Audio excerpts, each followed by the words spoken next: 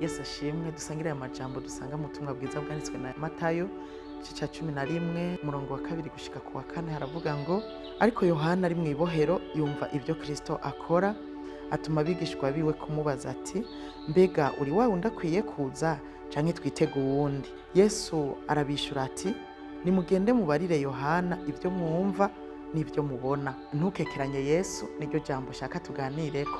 Ahari mu gihe Yohana yari mu ibohero yashizweyo na Herode, mu gihe yari yamubujije kurongora Herodiya muka Filipo, kandi nawe yari mwene se. Ibi rero byababaje cyane Herode ku buryo amushira mu ibohero, aragumayo nyene.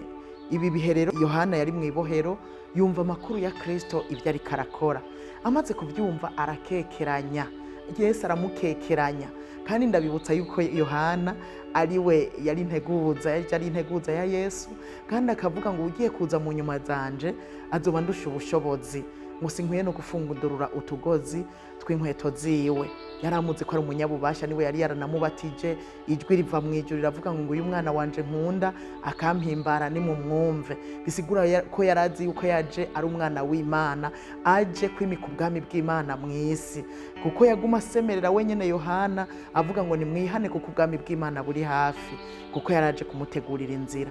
N'uyu rero yakekeranije atangura kwibaza, yumvise amakuru ya Yesu atangura kwibaza ati, mbega yoba ari wa wundi yarakwiye kuza canke twitege uwundi?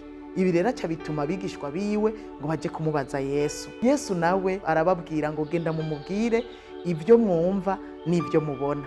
Bisigura yuko Yesu bategerezwa kumumenyera ku byo akora no kuvyo avuga. Mu yandi majambo, ibi muriko murabona n'ibyo mugenda mwumva biranshingira intaho uwo ndiwe. Mumubwire rero ibyo mubona n'ibyo mwumva, kuko ibyo yariko yarakora ntivyari bindi.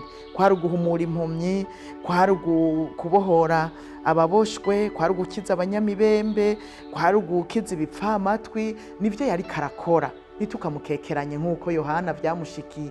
Yohana yabitewe nuko yari mu bibazo, ari mu munyororo, ngira yibaza ati yaba ari wa wundi yarakwiye kuza, yari kumbohoza akavuga ijambo rimwe nkava mu munyororo. Ariko ikintu cyose kidahuye n'ivy'Imana igomba Yesu ntiyagikora. Yarabiretse, sinzi impamvu yabiretse, ariko yaramurekeye mu munyororo. Ngira nico cyatuma rero Yohana akekeranya. Nawe inshuti yanje ntugakekeranye umwami Yesu kubw'ibibazo, kubw'ingorane. Nivyo turazi ubushobozi bwiwe. Uyu munsi turabisoma mu ijambo ry'Imana, uyu munsi turanabona Yesu arakorana. N'uyu munsi Yesu ariko arakora, arakiza ingwara, arabohora. Ntube mu bibazo guca utangura gukekeranya ubushobozi bwiwe.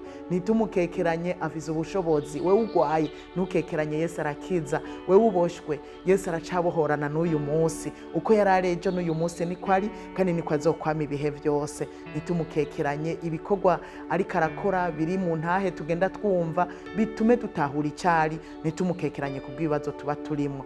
Yesu rero abahezagire.